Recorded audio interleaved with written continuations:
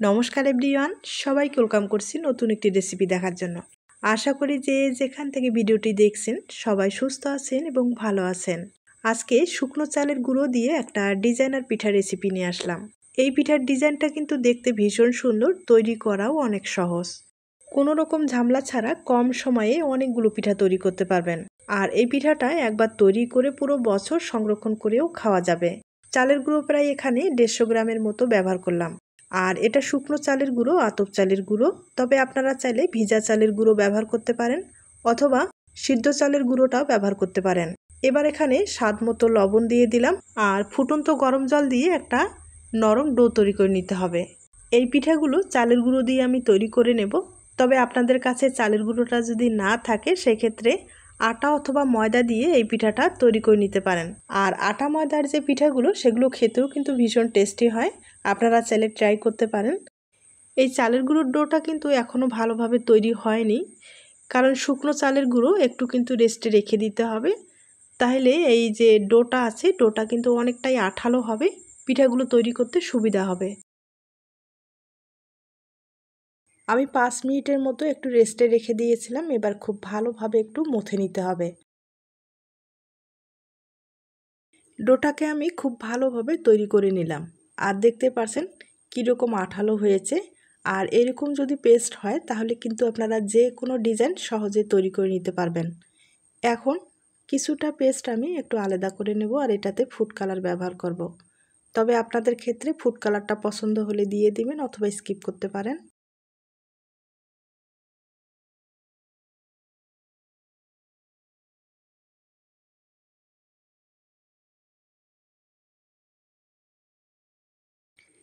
চালের পেস্টটা রেডি করে নিলাম। এখন প্লাস্টিকের ব্যাগে ভরিয়ে নেব। তবে আপনাদের কাছে সিরিঞ্জ থাকলে সিরিঞ্জের সাহায্যে পিঠাগুলো তৈরি করে নিতে পারেন। আর যাদের সিরিঞ্জ নেই তারা কিন্তু প্লাস্টিকের ব্যাগে, মানে যে কোনো নর্মাল প্লাস্টিকের ব্যাগে ভরিয়ে ডিজাইনগুলো তৈরি করে নিতে পারেন।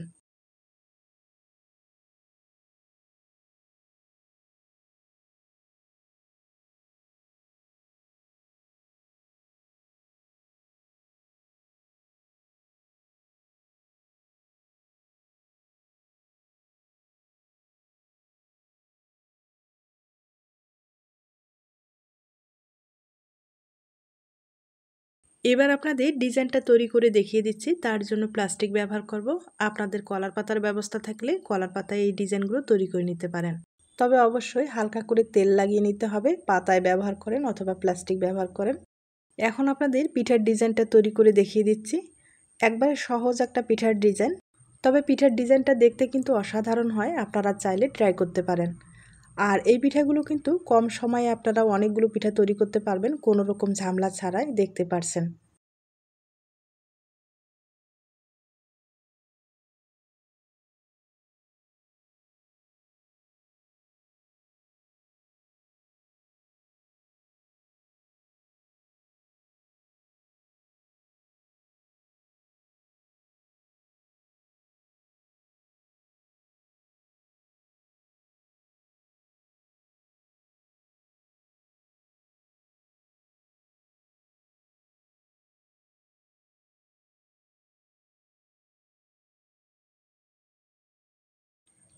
দেখতে পারছেন পিঠাটা কতটা সুন্দর হয়েছে। আর কম সময়ে কিন্তু এই পিঠাটা তৈরি করা যায়। একইভাবে আমি আরেকটা পিঠা তৈরি করে আপনাদের দেখিয়ে দিচ্ছি। এই চালের পেস্টটা যদি ঠিকঠাকভাবে তৈরি করা যায় তাহলে পিঠাগুলো তৈরি করতে কিন্তু কোনো রকম ঝামেলা হবে না। একবারে কম সময়ে আপনারা পিঠাগুলো তৈরি করে নিতে পারবেন। আর চালের গুঁড়োর পেস্টটায় কোনো কারণে যদি একটু দানা থেকে যায় তাহলে কিন্তু একটা কাজ করতে পারেন, একটা চালনির সাহায্যে ভালোভাবে চেলে নিতে পারেন। আর চেলে নিলে খুব কম সময়ে আপনারা পিঠাগুলো তৈরি করে নিতে পারবেন কোনো রকম ঝামেলা ছাড়া।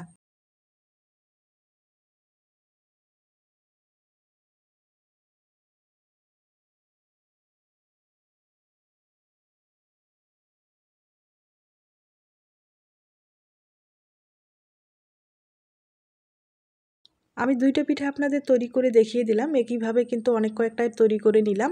এখন পিঠাগুলোকে ভাপিয়ে নিতে হবে। আর ভাপ দিতে বেশি সময় লাগবে না, 30 সেকেন্ডের মতো ভাপ দিলেই হয়ে যাবে। তবে একবারে কিন্তু অনেক কয়েকটা ভাপ দিতে যাবেন না, ডিজাইনটা নষ্ট হয়ে যেতে পারে। একটা একটা করে ভাপ দিলে পিঠাগুলো কিন্তু সবচেয়ে বেশি ভালো হবে। আর দেখতে পারছেন ভাপ দেওয়ার পরে পিঠাগুলো কতটা সুন্দর হয়েছে।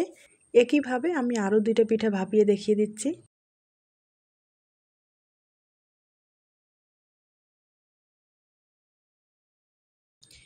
এই পিঠাগুলো ভাপিয়ে নেওয়ার পরে রৌদ্রে শুকাতে হবে, আর রৌদ্রে শুকালেই কিন্তু আপনারা দীর্ঘদিন পর্যন্ত সংরক্ষণ করতে পারবেন। আর পিঠাগুলো কিন্তু এতটাই হালকা, রোদের যদি ব্যবস্থা না থাকে তাহলে কোনো সমস্যা নেই, ফ্যানের নিচে রেখেও শুকাতে পারেন, অথবা হালকা আলো বাতাসের মধ্যে রেখেও পিঠাগুলো সহজেই শুকিয়ে যাবে। আর আমি অনেক কয়েকটা পিঠায় ভাপিয়ে নিলাম। এবার আপনাদের প্লাস্টিক থেকে পিঠাগুলোকে আলাদা করে দেখিয়ে দিচ্ছি।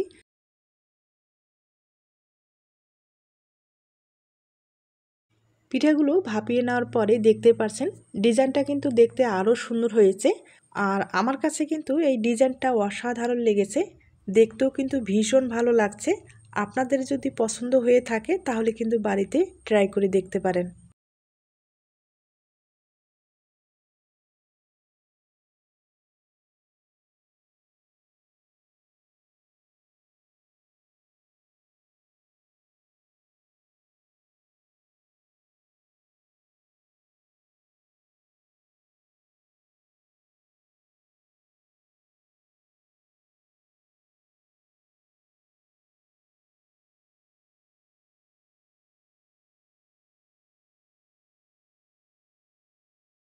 এবার পিঠাগুলোকে রৌদ্রে শুকিয়ে নিতে হবে, আর রৌদ্রে শুকার পরেই আমি আপনাদের দেখিয়ে দিচ্ছি।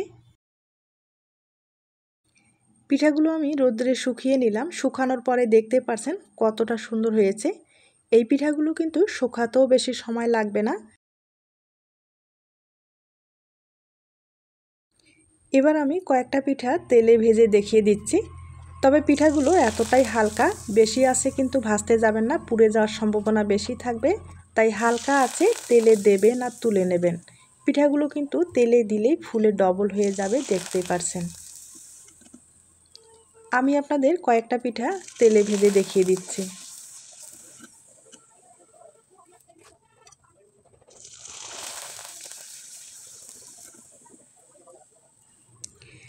আমি কয়েকটা পিঠা তেলে ভেজে দেখিয়ে দিলাম, দেখতে পারছেন ভাজানোর পরে কতটা সুন্দর হয়েছে। আমি সামান্য পরিমাণে একটু চিনি ছড়িয়ে দিচ্ছি, তাহলে পিঠাটা খেতে ভালো লাগবে। পিঠার এই রেসিপিটি যদি আপনাদের কাছে ভালো লেগে থাকে তবে অবশ্যই একটা লাইক দিতে ভুলবেন না। এখন একটা পিঠা আমি ভেঙে দেখিয়ে দিচ্ছি। এই পিঠাগুলো যতটা হালকা ততটাই কিন্তু মুসমুসে হয়েছে, দেখতে পারছেন। তাহলে আজ এ পর্যন্ত, নতুন কোনো রেসিপির সাথে আবার দেখা হবে। নতুন রেসিপির জন্য সবাইকে আমন্ত্রণ রইল। সবাই ভালো থাকবেন এবং সুস্থ থাকবেন।